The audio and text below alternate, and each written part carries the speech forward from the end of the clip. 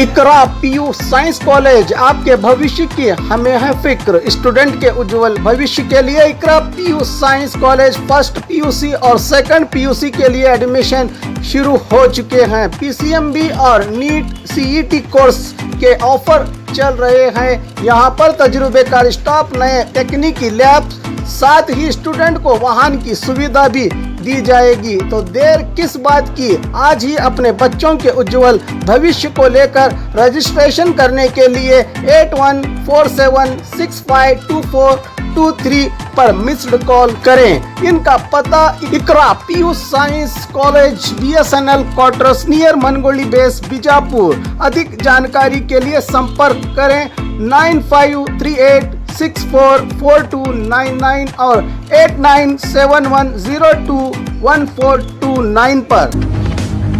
बाबा का महंगाई पर आग के बीच प्रदर्शन। उडुपी में बाबा नित्यानंद वलकाड़ू ने महंगाई को लेकर अनोखा विरोध प्रदर्शन करते हुए अपने अतराफ आग लगाकर गैस सिलेंडर रखकर महंगाई के खिलाफ सरकार का ध्यान अपनी तरफ आकर्षित करते हुए जनता की परेशानी और सरकार की नाकामी पर बात की। बाबा नित्यानंद ने कहा कि महंगाई सरकार के लिए जश्न होगी, हमारे लिए बोझ है। देश में बेरोजगारी बढ़ रही है, व्यापार घाटे में चल रहे हैं, महंगाई आसमान छू रही है। इसीलिए इस प्रदर्शन में ये दिखाने की कोशिश की कि जनता महंगाई के आग में तप रही है और सरकार मिठाई खाकर जश्न में है।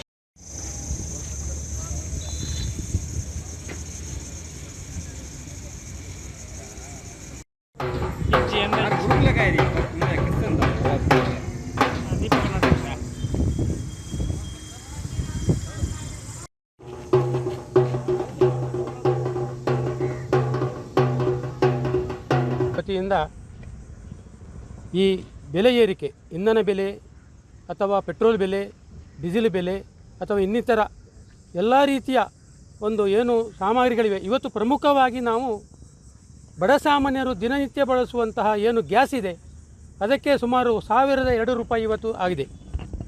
ಅದರ ಹಿಂದೆ ಕೂಡ ಈ ಸಬ್ಸಿಡಿ ಇದ್ದದ್ದನ್ನು ಸಬ್ಸಿಡಿ ಕೂಡ ತೆಗೆದಿದ್ದಾರೆ. ಈ ಜನರು ಹೇಗೆ ಮಾಡಬೇಕು, ಏನು ಉಪಯೋಗ ಮಾಡಬೇಕು, ಕಟ್ಟಿಗೆ ತಗೊಳ್ಳುವ ಅಂತ ಹೇಳಿದರೆ ಕಟ್ಟಿಗೆಯೂ ಇಲ್ಲ.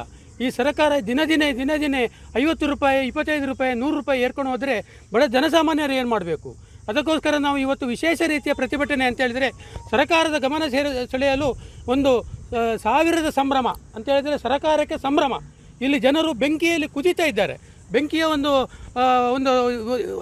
ಬೆಂಕಿಯ ರೂಪದಲ್ಲಿ ನಾವು ಇವತ್ತು ಸರ್ಕಾರದ ಒಂದು ಗಮನ ಸೆಳೆದಿದ್ದೇವೆ. ಆ ಬೆಂಕಿಯ ನಡುವಿನ ಎಲ್ಲ ಜನರು ಸಾಯುವಂಥ ಪರಿಸ್ಥಿತಿ ಇರುವಾಗ ಈ ನಮ್ಮ ಜನರು ಏನು ಮಾಡಬೇಕು?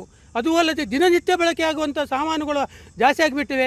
ಒಂದು ಕಡೆಯಲ್ಲಿ ನಿರುದ್ಯೋಗದ ಸಮಸ್ಯೆ, ಇನ್ನೊಂದು ಕಡೆಯಲ್ಲಿ ಇದೆಲ್ಲ ಬಿಸ್ನೆಸ್ ಇಲ್ಲ, ಇನ್ನೊಂದು ಕಡೆ ಏನು ಮಾಡೋದಂತ ಗೊತ್ತಾಗೋದಿಲ್ಲ. ಜನರು ಈಗ ಕಕ್ಕಬಿಕ್ಕಿಯಾಗಿದ್ದಾರೆ. ಸರ್ಕಾರ ಈ ರೀತಿ ಚೆಲ್ಲಾಟ ಮಾಡ್ತಿದೆ. ಸರ್ಕಾರ ಇದನ್ನು ಗಮನ ಸೆಳೆದು ಈಗ ಅಂತೇಳಿ ಇನ್ನೇನು ಇಲೆಕ್ಷನ್ ಬರ್ತವೆ, ಇನ್ನು ಏನು ಬರ್ತವೆ, ಅದು ಇಲೆಕ್ಷನ್ ಬರೋ ಮೊದಲೇ ನೀವು ಇದನ್ನು ಸರ್ಕಾರ ನೋಡಿ, ಇದನ್ನು ಸಬ್ಸಿಡಿ ಇಲ್ಲ, ಎಲ್ಲವೂ ಇಲ್ಲ, ಎಲ್ಲವೂ ರದ್ದು ಮಾಡಿದ್ದಾರೆ. ಇದಕ್ಕೆ ನಾವು ಹೇಳೋದು ಇಷ್ಟೇ, ಗ್ಯಾಸಿನ ಬೆಲೆ ಸಂಪೂರ್ಣ ಕಡಿಮೆ ಮಾಡಬೇಕು, ಪೆಟ್ರೋಲ್ ಬೆಲೆ ಕಡಿಮೆ ಮಾಡಬೇಕು, ಡೀಸೆಲ್ ಬೆಲೆ ಕಡಿಮೆ ಮಾಡಬೇಕು. ಅದು ಎಲ್ಲ ಕಡಿಮೆ ಮಾಡಿದರೆ ಎಲ್ಲ ಥರದ ರೀತಿಯಲ್ಲಿ ನಮ್ಮ ಮೂಲಭೂತ ಸೌಕರ್ಯ ದಿವಸ ಬೇಕಾಗುವಂತೆಲ್ಲ ಕಡಿಮೆ ಆಗುವ ಸಾಧ್ಯತೆ ಇದೆ. ಇದಕ್ಕೆ ನಮ್ಮ ನರೇಂದ್ರ ಮೋದಿಯವರು, ಪ್ರಧಾನಿಯವರಾದ ಸನ್ಮಾನ್ಯ ನರೇಂದ್ರ ಮೋದಿಯವರು ಇದಕ್ಕೆ ಕಾರಣ.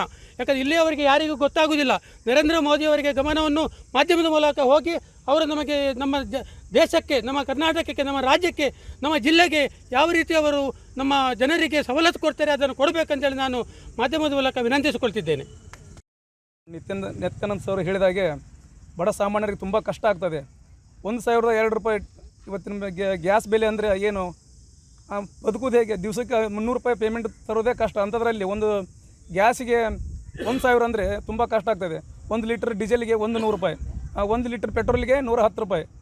ಬಡವರು ಒಂದು ಎಲ್ಲಿಯಾದರೂ ಕೆಲಸಕ್ಕೆ ಹೋಗಬೇಕಾದ್ರೆ ಇವತ್ತಿನ ದಿವಸ ಬೈಕ್ ತೊಗೊಂಡು ಹೋಗಬೇಕು. ಬೈಕ್ಗೆ ಅವರಿಗೆ ಡೈಲಿ ಸಂಬಳ 500 ರೂಪಾಯಿ ಇರ್ತದೆ. ಡೈಲಿ 100 ರೂಪಾಯಿ ಪೆಟ್ರೋಲ್ಗೆ ಹಾಕಿದ್ರಪ್ಪ ಅಂದರೆ ಮುಂದೆ ಅವ್ರು ಬದುಕೋದು ಹೇಗೆ? ಹಾಗಾಗಿ ನಾವು ಈ ಮಾಧ್ಯಮದ ಮುಖಾಂತರ ಹೇಳೋದು ಏನಪ್ಪ ಅಂದರೆ, ಪ್ರಧಾನಿಯವರಿಗೆ ಬಡ ಸಾಮಾನ್ಯರಿಗೋಸ್ಕರ ನೀವು ಎಲ್ಲ ಬೆಲೆಗಳನ್ನು ಕಡಿಮೆ ಮಾಡಿದರೆ ನಿಮಗೆ ತುಂಬ ಒಳ್ಳೆಯದಾಗ್ತದೆ ಅಂತೇಳಿ ನಾವು 2 ಮಾತಲ್ಲಿ ಹೇಳ್ತೀವಿ.